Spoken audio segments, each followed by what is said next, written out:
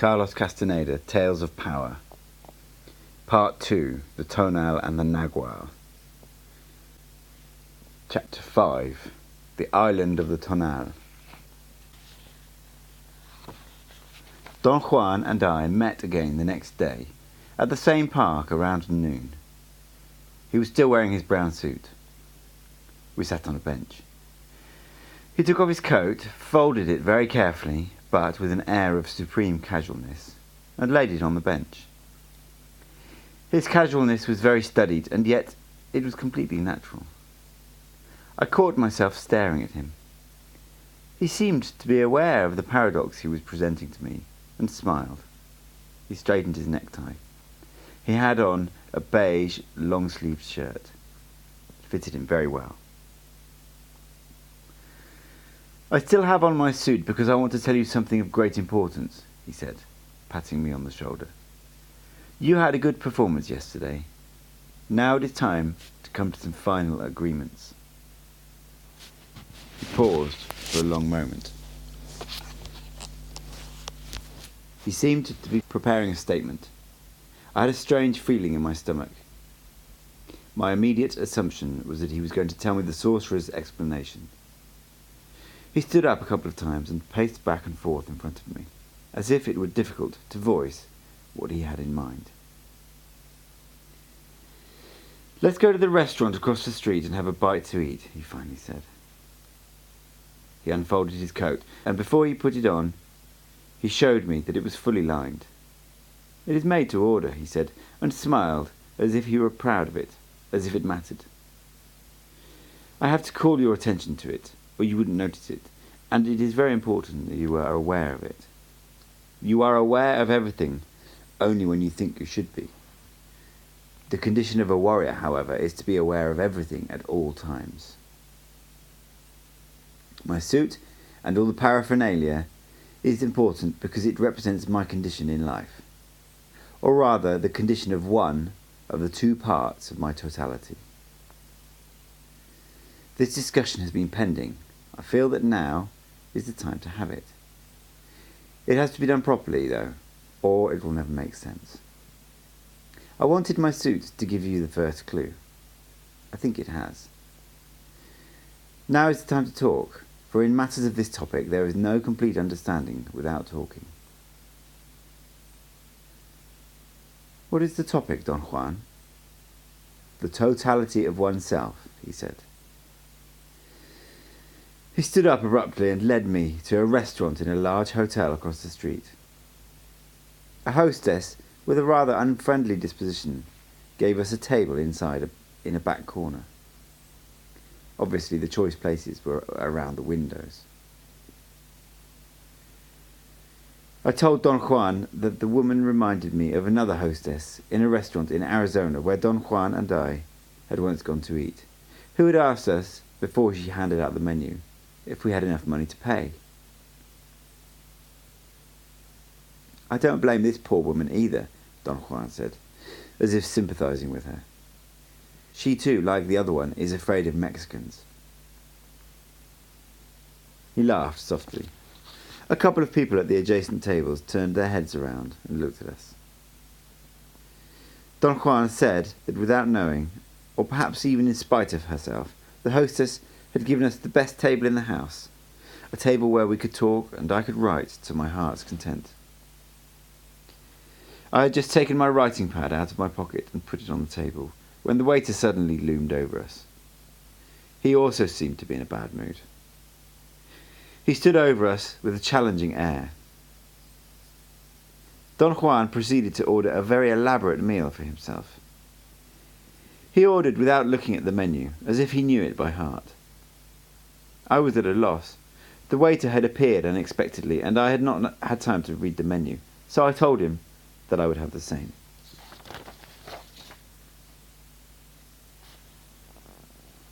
Don Juan whispered in my ear, "I bet you that they don't have what I've ordered."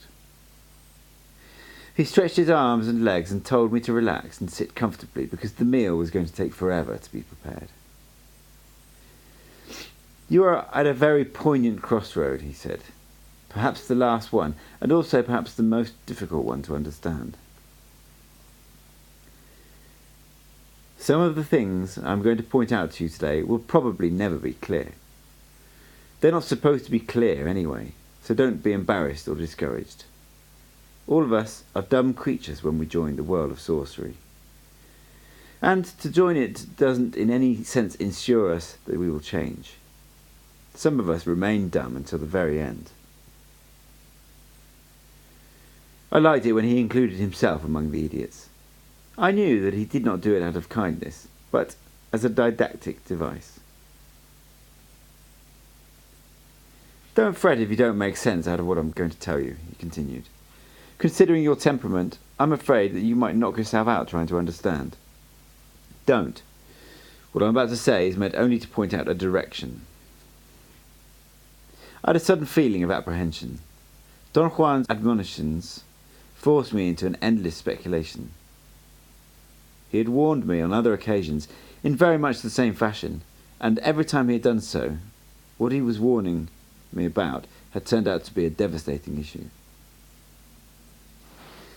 It makes me very nervous when you talk to me this way, I said. I know it, he replied calmly. I'm deliberately trying to get you on your toes. I need your attention, your undivided attention. He paused and looked at me.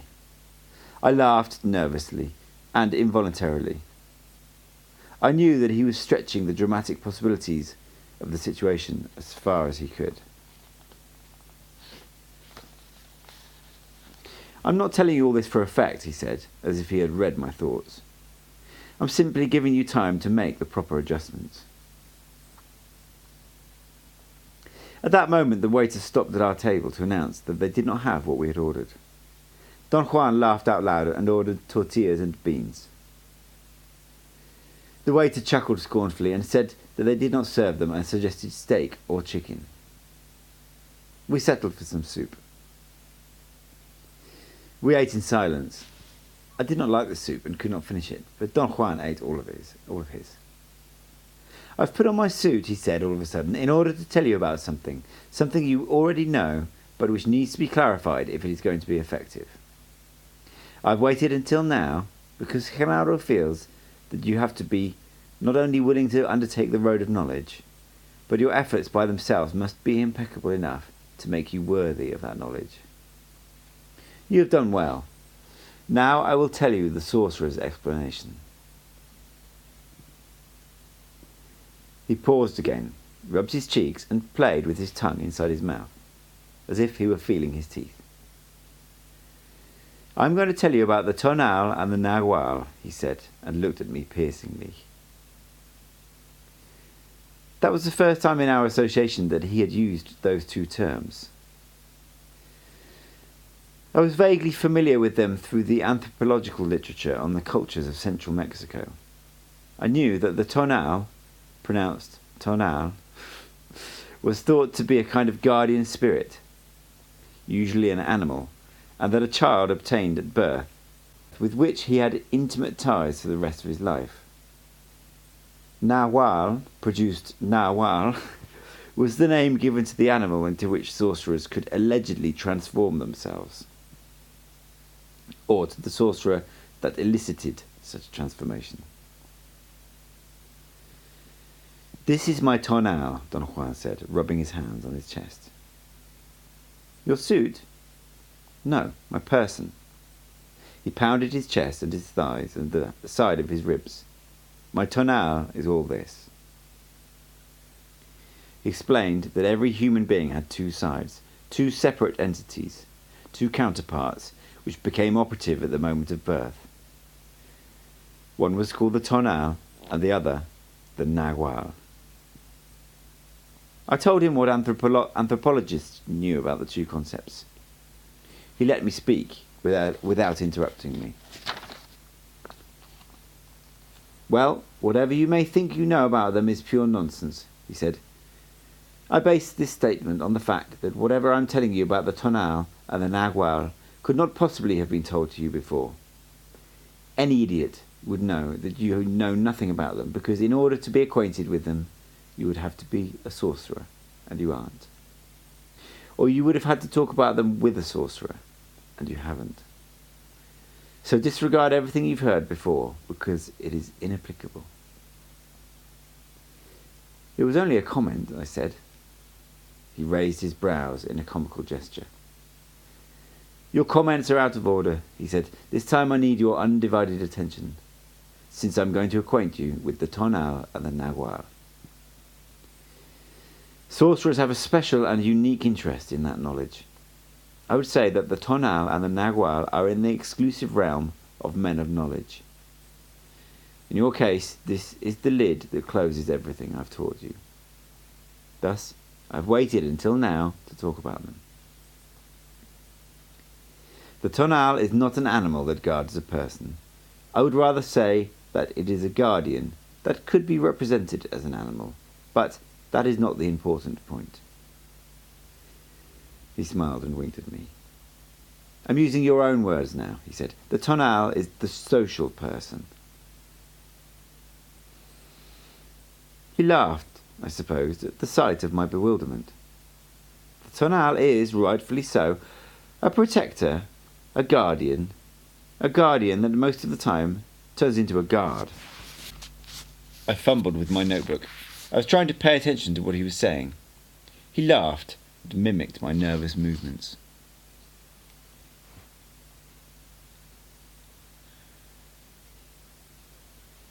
The Tonal is the organizer of the world, he proceeded.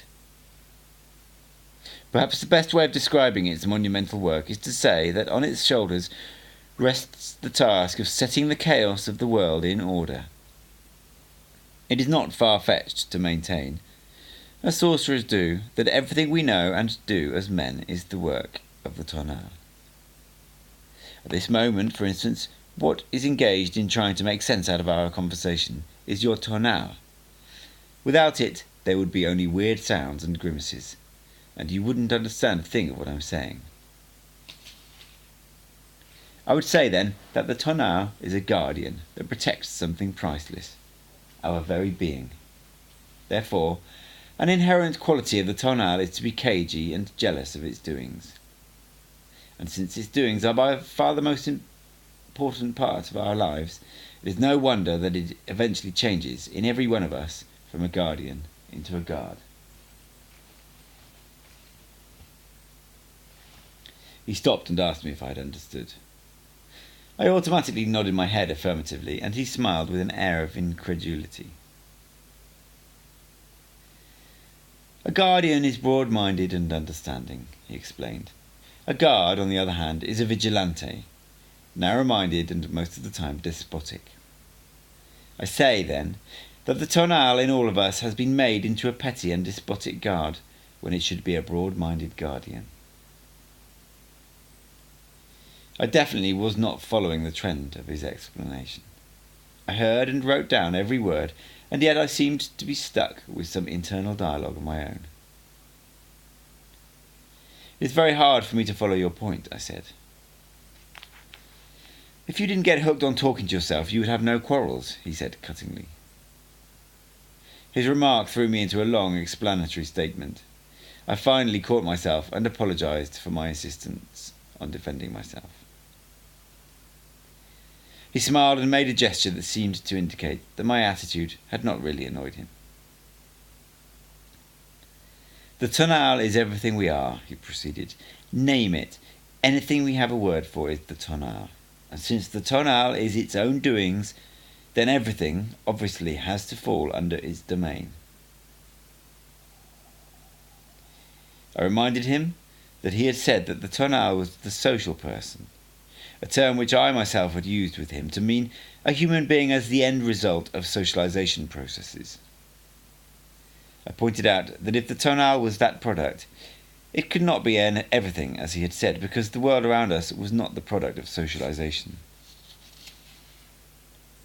Don Juan reminded me that my argument had no basis for him, and that, long before, he had already made the point that there was no world at large, but only a description of the world which we had learned to visualize and take for granted. The Tonal is everything we know, he said. I think this in itself is enough reason for the Tonal to be such an overpowering affair. He paused for a moment. He seemed to be definitely waiting for comments or suggestions, but I had none. Yet I felt obligated to voice a question and struggled to formulate an appropriate one. I failed. I felt that the admonitions with which he had opened our conversation had perhaps served as a deterrent to any inquiry on my part. I felt strangely numb. Could not concentrate and order my thoughts. In fact, I felt and knew without the shadow of a doubt that I was incapable of thinking, and yet I knew this without thinking, if that were at all possible. I looked at Don Juan. He was staring at the middle part of my body. He lifted his eyes, and my clarity of mind returned instantly. The Tonal is everything we know, he repeated slowly. And that includes not only us as persons, but everything in our world. It can be said that the Tonal is everything that meets the eye. We begin to groom it at the moment of birth. The moment we take the first gasp of air, we also breathe in power for the Tonal. So it is proper to say that the Tonal of a human being is intimately tied to his birth. You must remember this point. It is of great importance in understanding all this. The Tonal begins at birth and ends at death. I wanted to recapitulate all the points that he had made. I went as far as opening my mouth to ask him to repeat the salient points of our conversation, but to my amazement I could not vocalize my words. I was experiencing a most curious incapacity. My words were heavy, and I had no control over that sensation. I looked at Don Juan to signal him that I could not talk.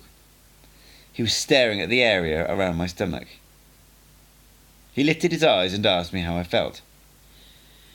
Words poured out of me as if I had been unplugged. I told him that I had been having the peculiar sensation of not being able to talk or think, and yet my thoughts had been crystal clear. Your thoughts have been crystal clear? He asked. I realized then that the clarity had not pertained to my thoughts, but to my perception of the world. Are you doing something to me, Don Juan? I asked. I'm trying to convince you that your comments are not necessary, he said, and laughed. You mean you don't want me to ask questions? No, ask anything you want, but don't let your attention waver. I had to admit that I had been distracted by the immensity of the topic. I still cannot understand, Don Juan. What do you mean by the statement that the Tonal is everything? I said after a moment's pause. The Tonal is what makes the world. Is the Tonal the creator of the world? Don Juan scratched his temples. The Tonal makes the world only in a manner of speaking. It cannot create or change anything, and yet it makes the world because its function is to judge and assess and witness. I say that the Tonal makes the world because it witnesses and assesses it according to Tonal rules. In a very strange manner, the Tonal is a creator that doesn't create a thing. In other words, the Tonal makes up the rules by which it apprehends the world. So in a manner of speaking, it creates the world.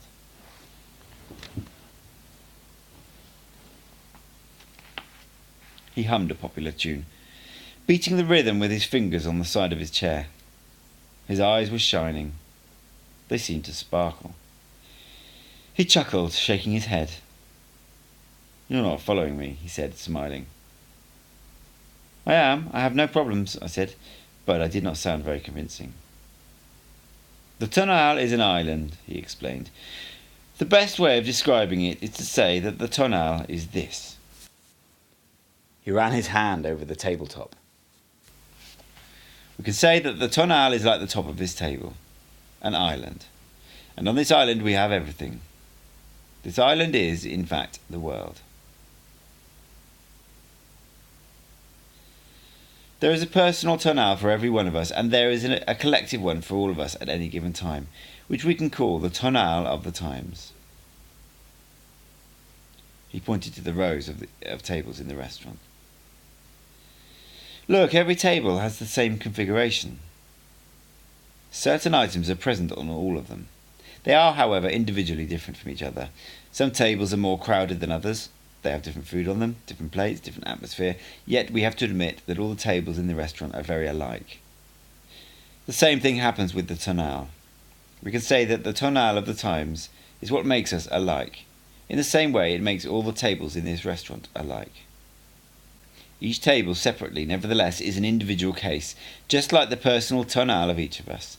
But the important factor to keep in mind is that everything we know about ourselves and about our world is on the island of the tonal. You see what I mean?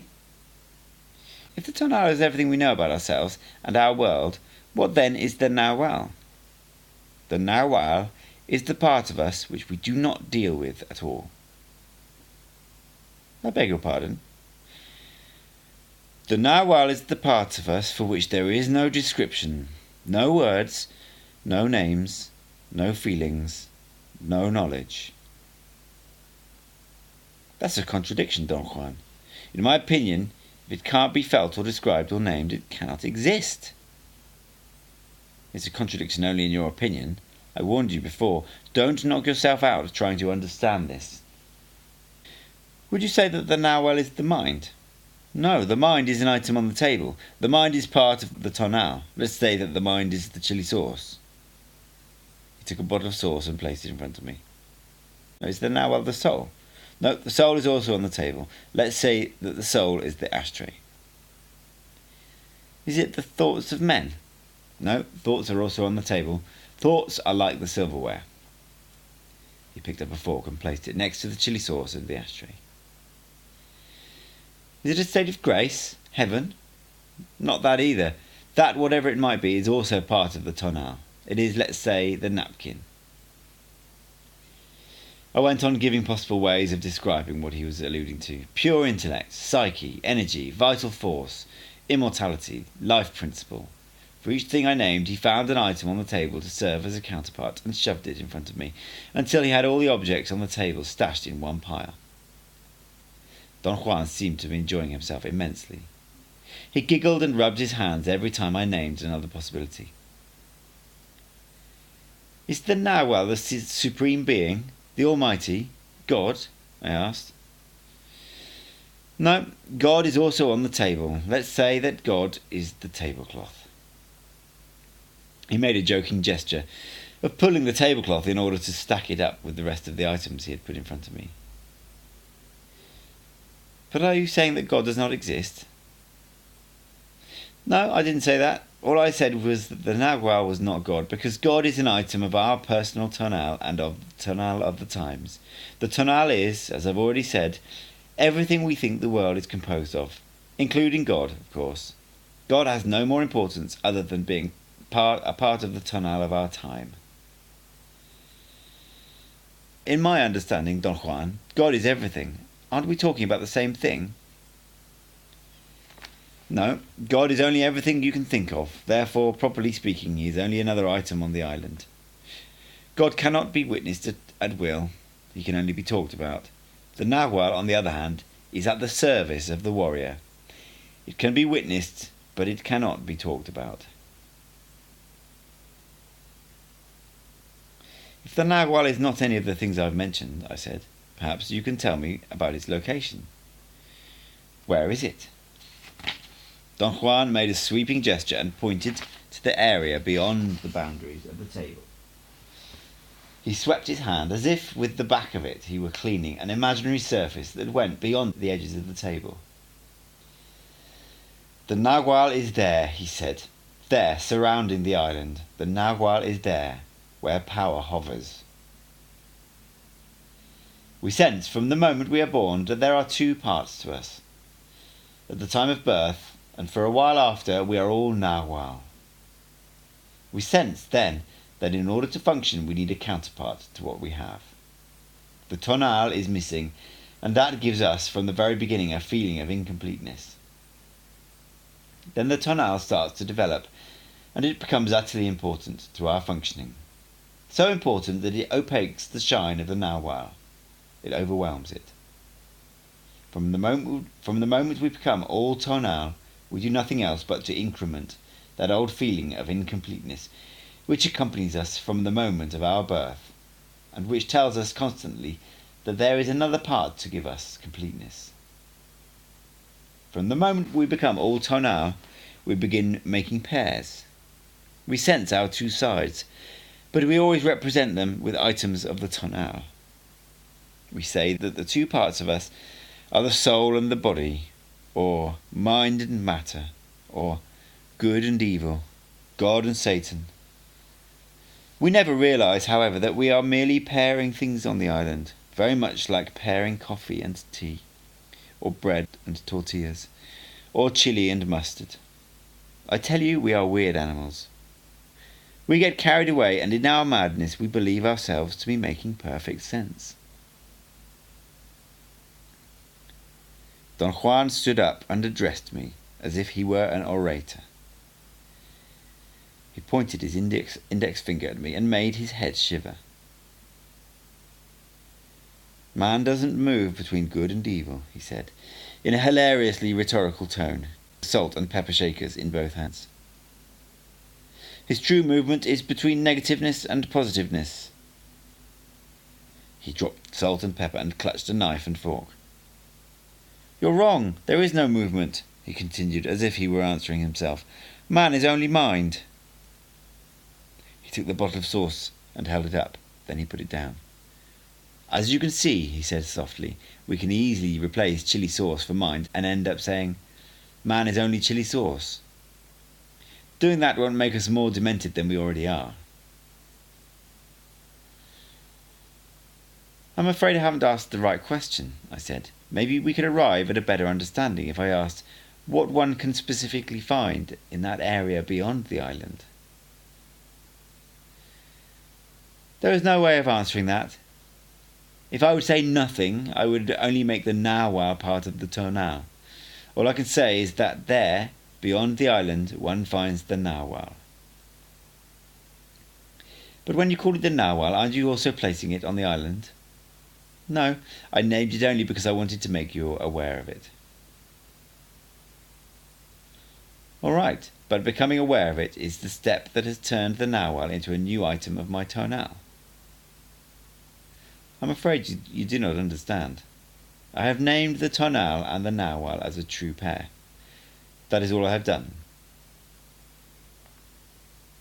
He reminded me that once, while trying to explain to him my insistence on meaning, I had discussed the idea that children might not be capable of comprehending the difference between father and mother until they were quite developed in terms of handling meaning, and that they would perhaps believe that it might be that father wears pants and mother skirts, or other differences dealing with hairstyle or size of body or items of clothing. We certainly do the same thing with the two parts of us, he said. We sense that there is another side to us. But when we try to pin down that other side, the tonal gets hold of the baton. And as a director, it is quite petty and jealous. It dazzles us with its cunningness and forces us to obliterate the slightest inkling of the other part of the true pair, the Nagual.